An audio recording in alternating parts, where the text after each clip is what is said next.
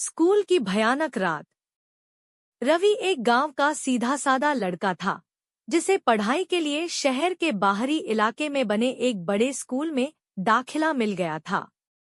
यह स्कूल काफी पुराना था और इसके बारे में कई डरावनी कहानियां मशहूर थी। कुछ साल पहले एक लड़की की रहस्यमय तरीके से हत्या हो गई थी और तब से उसकी आत्मा स्कूल में भटक रही थी। कहते हैं कि अमावस्या की रात वह जागृत हो जाती थी और जो भी उसके सामने आता उसे मौत के घाट उतार देती थी। बड़े बड़े तांत्रिक उसे काबू में करने आए, लेकिन कोई भी जीवित वापस नहीं लौटा। नया स्कूल, नई मुसीबत। रवि को इन सब बातों पर ज्यादा भरोसा नहीं था।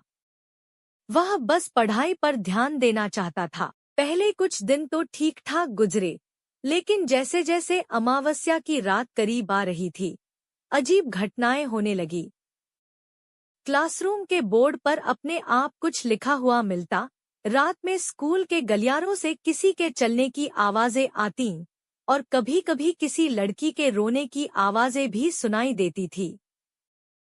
रवि का दोस्त राहुल इन बातों से बहुत डरता था, लेकिन रवि ने इसे महज एक अफवाह समझकर नजरअंदाज कर दिया।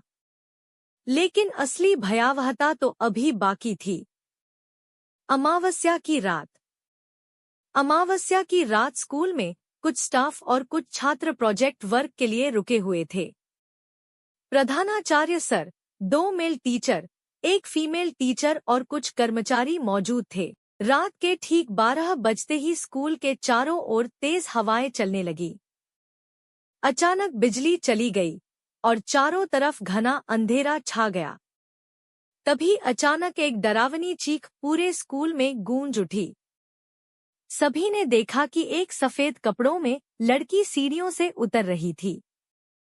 उसके लंबे बाल हवा में उड़ रहे थे, आंखें लाल जल रही थी और उसका चेहरा पूरी तरह से विकृत था।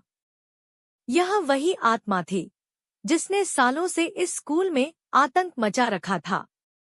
मौत का तांडव।